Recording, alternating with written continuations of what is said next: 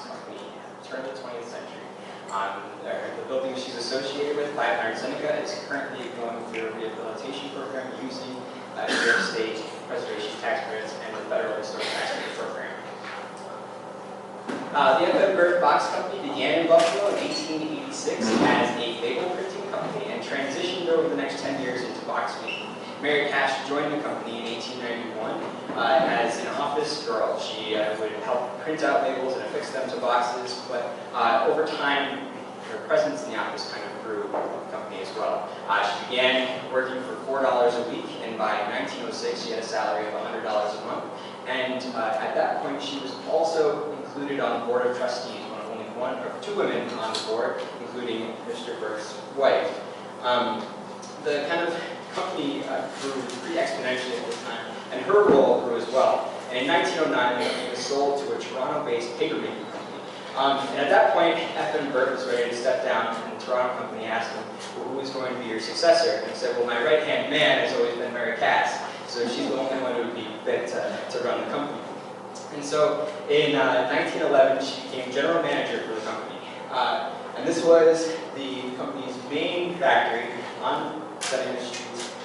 And over the course of her tenure as general manager, the company kind of exploded in popularity. It became one of the most prominent box manufacturers in the country, and it's evidenced by the growth of this factory, which today is about 500,000 square feet. In 1959, the company moved to Cheektowaga, where a subsidiary of Burke Rigid Box still exists today. And the last company that occupied the building, New Era Cap, vacated it in 2005. Currently, there are plans to renovate the building using historic tax credits to create high-end office spaces and apartments. The historic tax credit program, as Mr. Yachts just alluded to, and as you can all see here, has been used to great effect throughout Buffalo in bringing these buildings back to life. And so this is a great example of kind of transition of this kind of warehouse into these high-end offices and lofts in line with what's happening in the Larkin district. Now, a lot of times these buildings get a little criticism. Unlike some of the buildings you just saw, they're not necessarily the prettiest. A lot of times people have trouble seeing the historic nature in something that is a big box almost. But the way that the historic tax credit program works, it's using the guidelines established by the National Park Service to kind of objectively define what is historic. And in these cases, it gives you these broad criteria that you're then allowed to materially justify in the building itself about what these buildings are actually historic for. So you can find these very specific things that really make these buildings compelling in our shared national history. And 500 Seneca is no different.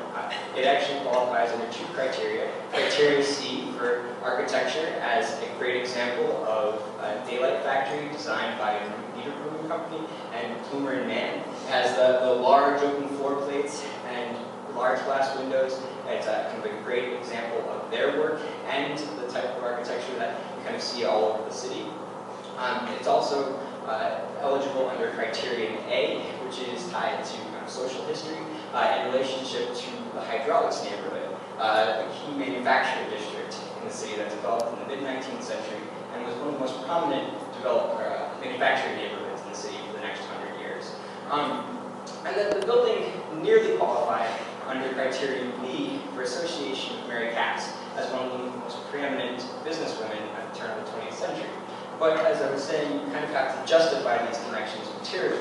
And the National Park Service determined that her office had suffered so much integrity loss that you couldn't necessarily make a compelling argument for the building being significant with relationship to her. Now, this was really troubling because here was a woman who was running an enormous company. She was in charge of 4 factories and over 2,000 employees before she could even vote. And even today, we're at this point where only 20 Fortune 500 companies are run by women. And so to have her story kind of pushed to the side was a little troubling.